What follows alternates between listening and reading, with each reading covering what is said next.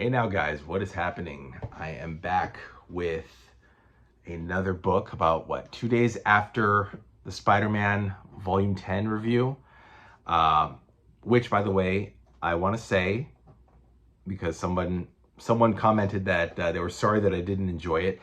I did enjoy the book. I always enjoy and love Spider-Man.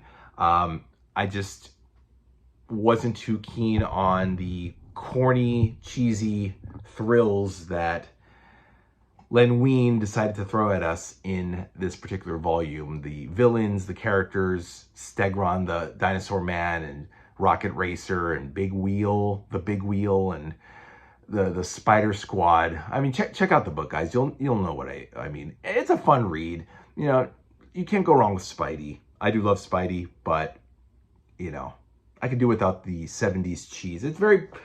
The book was obviously inspired and prevalent towards the 70s Spider-Man series. So it's like what's happening now with the MCU crap movies, that they're percolating into the comics of today and influencing them in the worst ways possible. I don't like the MCU movies, to be honest, guys. I don't care to see them. And in a way, Big Apple Battleground is just indicative of the time of the 70s being very cheesy and corny and lame. And, Len Wein just decided to revel in it. Hey, Marvel's TV sensation, Spider-Man, this TV show, let's bring it into the comic book. No. But I do recommend Volume 10 of Spider-Man. So check that out, guys. But I'm not here to talk about that. I'm actually here to talk about this one. She-Hulk, Volume 3, Breaking the Fourth Wall, covering 1989 to 1990. Written by John Byrne. We have Steve Gerber, Dwayne McDuffie, and then we have the artists Brian Hitch and June Brigman. John Byrne did the first 8 issues. Actually, let me just say this covers the first 12 issues of Sensational She-Hulk and the She-Hulk Ceremony graphic novel, numbers 1 and 2, and also material from Marvel Comics Presents number 18, Marvel Fanfare number 48, and the Solo Avengers number 14. So John Byrne covers the first 8 issues of Sensational She-Hulk, which I'm not really sure how to describe. I posted the rundown in the communities tab. Sorry guys, I just got back from work and I'm so tired.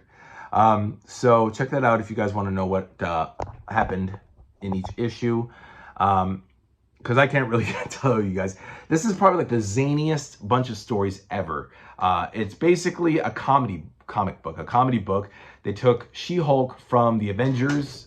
I don't even know if she was in the Avengers at this time. I don't know if she quit or she was with Avengers East or I know around the late 80s she was in Avengers East, but I don't know if she had quit. I know she was around when the whole Dr. Druid thing was going, when he was trying to take over the Avengers. She was part of the team. Around like 290 to 300, she was part of the team. But in this case, in this book, we don't really have a lot of Avengers. I think Hercules only appears a little bit in comedic ways. Wonder Man at one point when they're doing her movie in issue 12. But it's pretty much all She-Hulk, She-Hulk the lawyer, She-Hulk the heroine, She-Hulk the lover, all that good stuff. And yeah, John Byrne, as I mentioned, wrote and penciled the first 8 issues. He quit soon after the 8th issue, because apparently the She-Hulk ceremony was meant to be the start off point. I think I read that right, that he got upset. John Byrne, being an egomaniac prick, was not thrilled that Marvel had decided to run She-Hulk Ceremony, which by the way is an amazing 2-part limited graphic novel. I highly recommend it. I think both books were 48 pages, but they read like a breeze. Way better than like anything Sergeant Fury related or even Spider-Man. I mean, I must have read both stories within like 15 minutes of each other. I'm probably exaggerating there. Maybe 20 minutes, 30 minutes. But it was pretty good read. White Wingfoot makes a return. I'll get to that in a second, though. But I just want to say the Sensational She-Hulk issues were just a zany collection of things here and there. You know, Spider-Man makes an appearance in issue 3, and they battle Mysterio. What do you call it? She ends up in outer space with issue 6 and 7. There's like a 2-part story there where she ends up in outer space, and Razorback makes an appearance. And Razorback, the dude who wears a big boar on his head. It's weird, guys. It's just weirdness. Issue 9, she deals with Madcap, who's usually Captain America's villain. He's cutting his legs off and growing them back. I know you guys are probably wondering, what? Just read the book, guys. It's a really odd collection of stories. I really did not think I was going to enjoy She-Hulk. I was kind of like, She-Hulk. I'd rather read something a little stronger, but I like She-Hulk too. I actually like her. I liked her in this too. And I was just really surprised at how fast I read this. But I started the book yesterday and I finished it today. So that's like one full complete day of reading this. And now I'm ready for volume 4. But yeah, so you got the first 12 issues. And of course she's, you know, it literally, like the title goes, breaking the fourth wall. It's very self-effacing, pull back the curtain, breaking the fourth wall. At times she's yelling at John Byrne, she's yelling at Bobby Chase, the editor, Tom DeFalco, the editor-in-chief, and she's crossing panels from one scene to the other. So it's fun little moments here and there. At times they get a little thin, they wear a bit much, you know, and some of it just gets to be too much. A little too much in your face jokes is not very funny. Oh yeah, I think Peter David also covers an issue in this. He does a pretty good job. I forget which one, but yeah, there's plenty of stuff here to read. Only 448 pages too. Oops, I just banged this against my wall. Hope I didn't dent it. These epics are so, and I'm picking my nose and wiping my boogers on here. Ugh. Okay, gross. It's all right. Boogers are as green as She-Hulk. Yeah, you got to be careful with these books, guys, because epics are very dentable.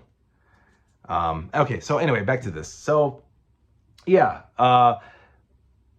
12 issues of Sensational She-Hulk. We got also the She-Hulk ceremony, which has Jennifer Walters, She-Hulk, wanting a baby.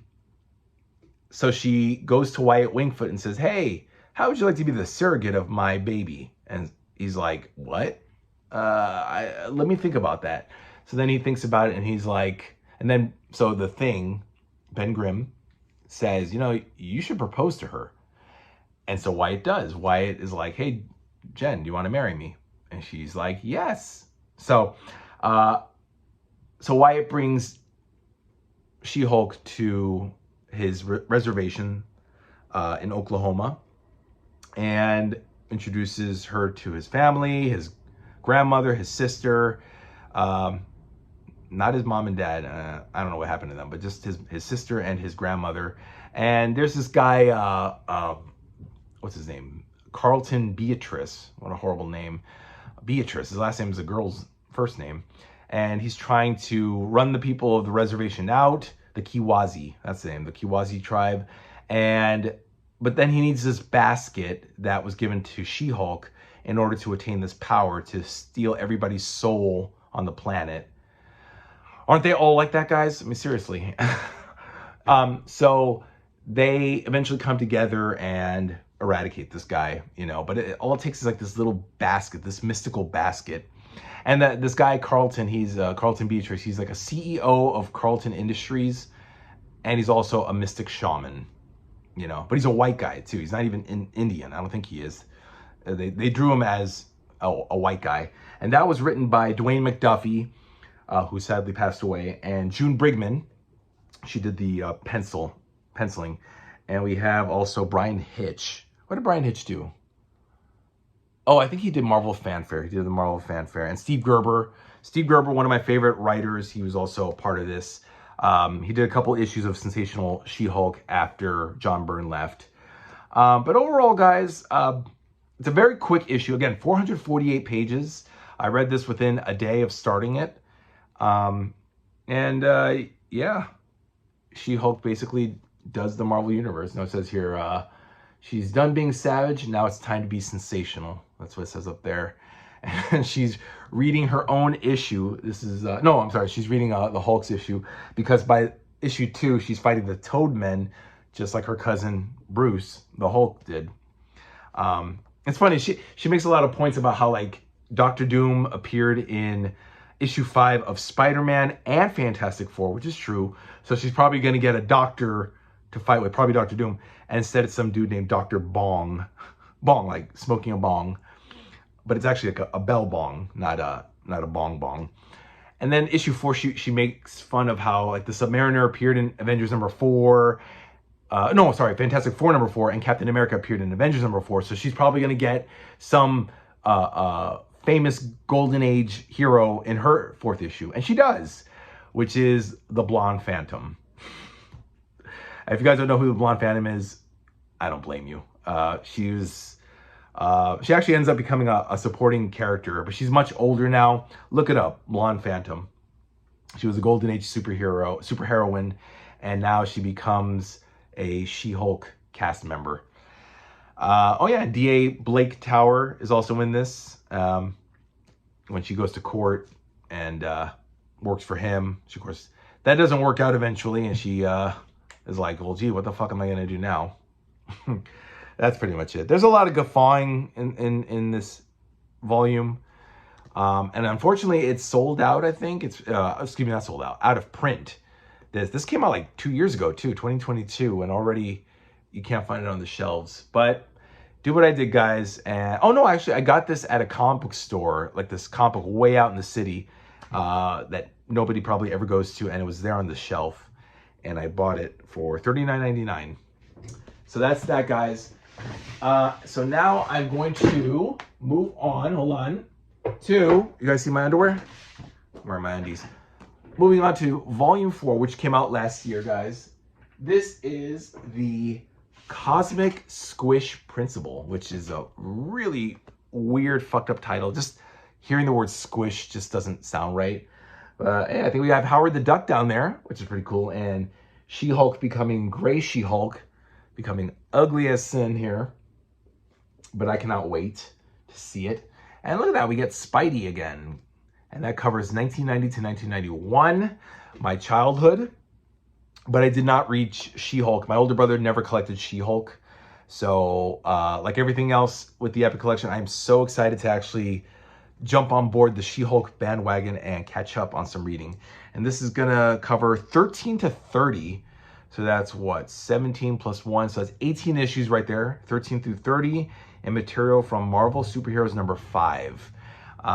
So yeah, we pretty much, aside from that material we have pretty much just straight on through a She-Hulk, no annuals, or any guest appearances in other comic magazines. So that's the next one, guys, volume 4 right there. And we're going to get volume 6, January 23rd, To Live and Die in LA, which will cover 51 to 60 of Sensational She-Hulk. And that's actually the end of that series. So, and then, of course, we still need volume 5, volumes 1 and 2, which, of course, will cover the Savage She-Hulk years and probably the graphic novel in the 80s. We'll see, guys. All right, just going to put that there. All right, that's it, guys. Easy peasy, Japanesey, or lemon squeezy, however it is. That is volume 3, Breaking the Fourth Wall of She-Hulk. Get it either on eBay or Amazon. I'm sure you guys will find it at a reasonable price and enjoy it. So until next time, guys, take care, and I'll see you in a couple days. Bye.